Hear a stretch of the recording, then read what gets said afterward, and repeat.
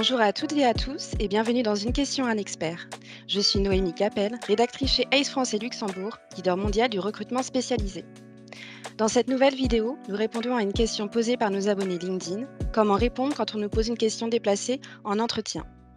Et aujourd'hui, c'est Yacine Bentayeb, manager de bureau à Lille chez ACE, qui prend la parole pour nous délivrer tous ses conseils. Donc la question, c'est comment répondre à des questions, déplacées en entretien?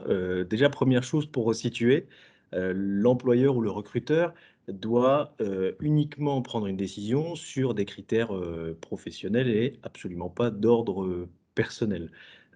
Toutes les questions qui sont posées, sont là pour apprécier la capacité à occuper un poste. Le type de questions déplacées peut être très, très, très nombreux. Ça peut concerner la situation familiale, ça peut concerner l'état de santé, ça peut concerner, l'âge, toute question en fait liée à la sphère privée. Ça peut être la situation de famille, les opinions politiques, les activités syndicales.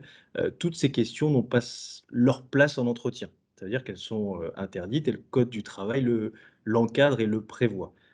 Ça voudrait dire que si un recruteur, pose ces questions et qu'un candidat, par exemple, souhaite saisir la justice, il a la capacité de le faire et il peut ensuite essayer de prouver que ce sont ces questions qui l'ont écarté d'un process de recrutement.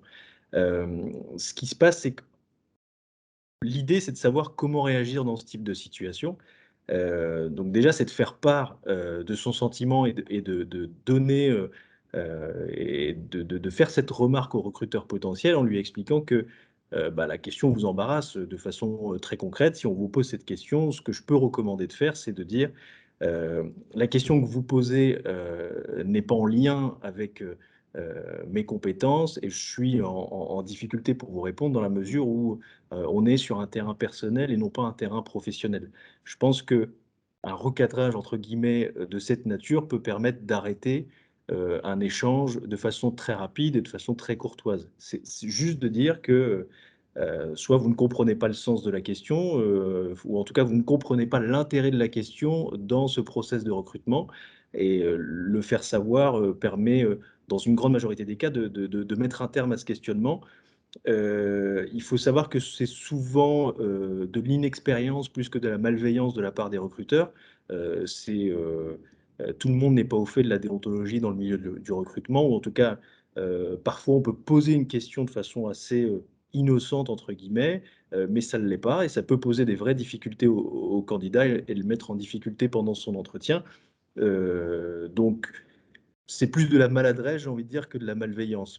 Néanmoins, ça reste des sujets qui n'ont pas à être abordés et c'est important de recadrer son interlocuteur, sur ce type de sujet et les sujets peuvent être très, très divers. Il suffit simplement de dire, bah, qu'on n'a pas envie de répondre à cette question et dans une grande majorité des cas, ça suffira très largement. Voilà pour cette question. En ce qui me concerne, je suis manager du bureau de Lille et pour tout besoin en recrutement que vous souhaiteriez nous confier, je vous invite à nous contacter directement. Merci.